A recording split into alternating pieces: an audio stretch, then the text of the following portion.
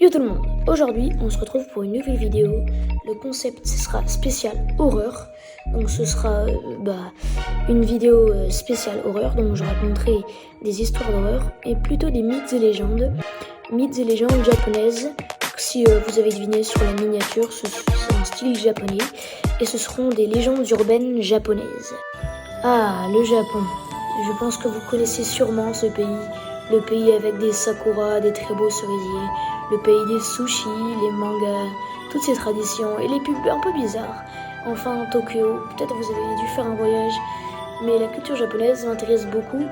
Et là-bas, une chose intéressante, c'est qu'il y a beaucoup de légendes et ils sont très croyants envers certaines traditions. Alors au fil de la vidéo, il y aura en tout 6 légendes que je raconterai par ordre chronologique. Sur ce, bonne vidéo!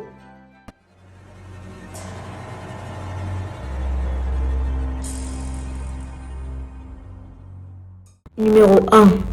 Le kappa.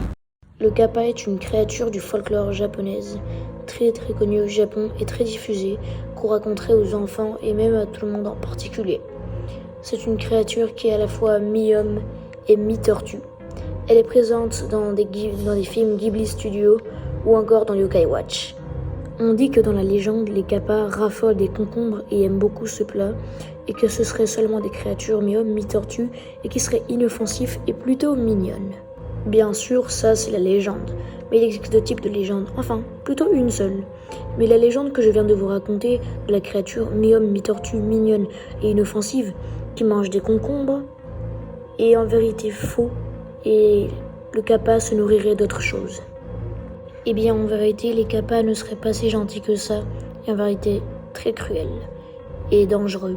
Ils se nourriraient de chair humaine, attirant des hommes dans des lacs avec une coupe qu'ils auraient sur la tête qui pourrait les attirer. Alors en vérité, les intentions du kappa ne seront pas du tout celles qu'on croirait être. Vous avez toujours envie d'aller dans une rivière après ça ?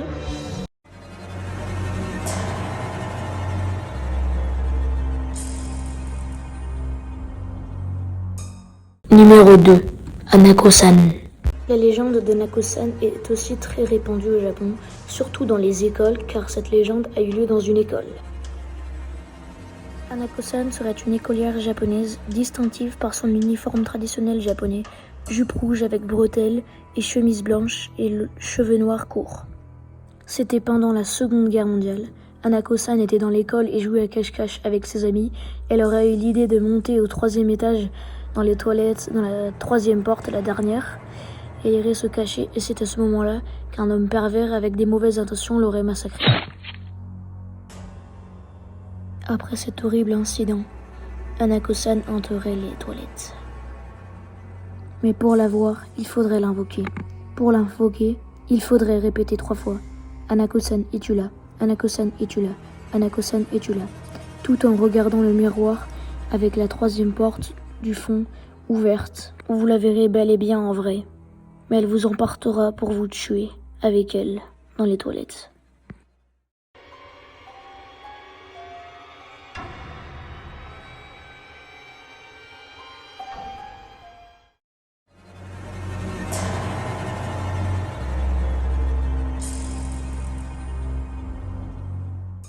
Numéro 3.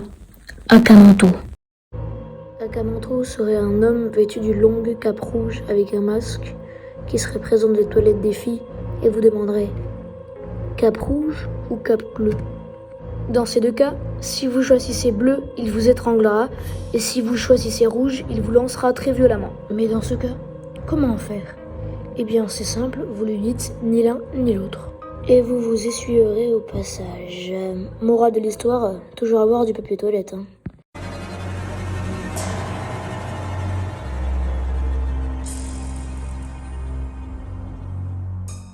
Numéro 4. Nureona.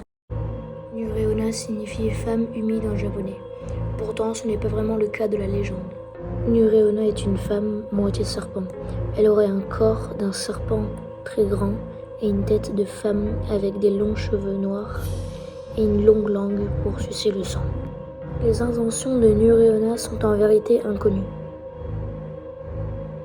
Dans quelques histoires, c'est un monstre assez puissant pour écraser des arbres avec sa queue et se nourrir d'humains. Elle emporte avec elle un petit paquet avec un enfant pour attirer les victimes potentielles. Si une personne bien intentionnée propose de porter le bébé pour elle, la Nureona va la laisser faire.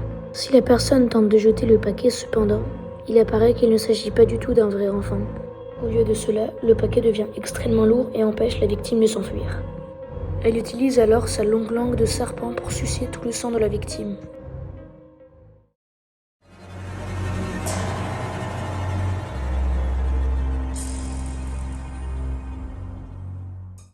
Numéro 5. Futakuchi Onna. Alors, il faut savoir que pour cette légende, il existe beaucoup de versions, plusieurs variétés de l'histoire. Du coup, je ne savais pas vraiment laquelle choisir. Donc pour ça, il y avait une vidéo qui tire d'un jeu vidéo Roblox qui s'appelle The Mimic, qui est en anglais et qui raconte l'histoire rapidement, que je traduirai en français et je vous expliquerai. Et puis voilà. Et petite anecdote, j'ai rencontré le personnage de Futakuchi Onna dans un jeu vidéo Roblox avec mes amis. Dans un petit village vivaient 2 sœurs orphelines. Les 2 sœurs vivaient dans la pauvreté et se privaient constamment de nourriture. Un jour, Mio, le plus jeune, est arrivé à la maison rempli de joie. Rin, l'aînée, est devenue sceptique à son sujet. Elle a interrogé Mio, mais on ne lui a jamais dit pourquoi Mio était si joyeux. Au fil des jours, Rin a eu une dernière pensée, que Mio a dû bien manger sans elle. La jalousie a dépassé Rin, et pour satisfaire sa faim insatiable, elle a consommé sa propre sœur. Rin s'est rendu compte que Mio économisait de l'argent secrètement pour les deux. Elle est devenue hantée par une culpabilité extrême, ce qui a conduit à l'apparition d'une mystérieuse deuxième bouche à l'arrière de sa tête. C'était la bouche de Mio qui gémissait pour de la nourriture constamment, sinon Rin aurait mal dans une douleur extrême. Bon, j'espère que vous avez quand même aimé l'histoire de Futakuchi Onna, même si ce n'est pas vraiment moi qui me l'a raconté, mais il y avait tellement de versions que c'était compliqué. Et on arrive à la dernière histoire, et la plus terrifiante.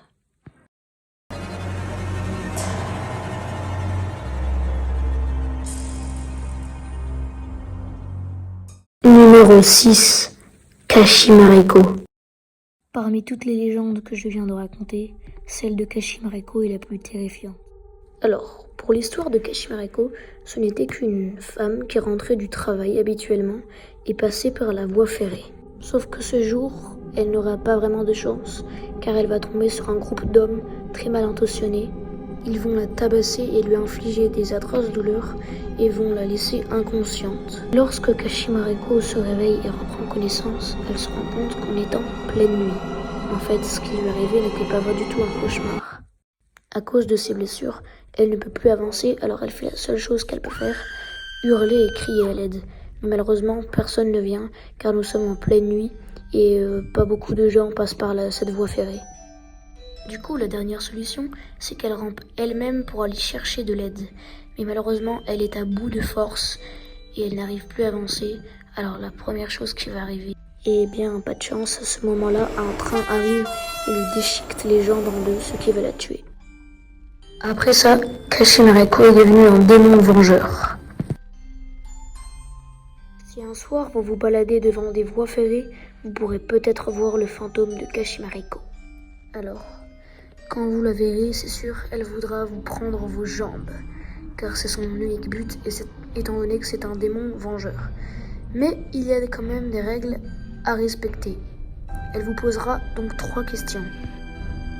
La première sera: où sont mes jambes? Il faudra répondre sur la voie ferrée de Meishin, où elle s'est fait déchiqueter. La deuxième question c'est: qui te l'a dit? Pour ça, il faut être malin. Vous pouvez dire: c'est Kashimareko qui me l'a dit. Et pour finir, dernière et ultime question: connaissez-vous mon nom? Bon, évidemment, vous allez répondre Kashimareko, car c'est son prénom. Mais en fait, non. Son vrai nom est Kamen Shinin Ma. Ainsi, vous pourrez lui échapper et vous aurez réussi. Et aussi, petite info, tous les gens qui connaissent l'histoire de Kashimariko vont se faire trouver. Bon c'est la fin de la vidéo. Un grand merci à tous ceux qui l'ont vu en entier, car ça m'a pris beaucoup de temps et de volonté et différentes étapes pour la faire. Donc vraiment un grand merci, j'ai pris beaucoup de temps. Donc vraiment n'hésitez pas à lâcher le gros like, ça me ferait énormément plaisir. Et j'espère que vous avez aimé cette vidéo, car je referai des concepts dans le type. Bon sur ce, bye.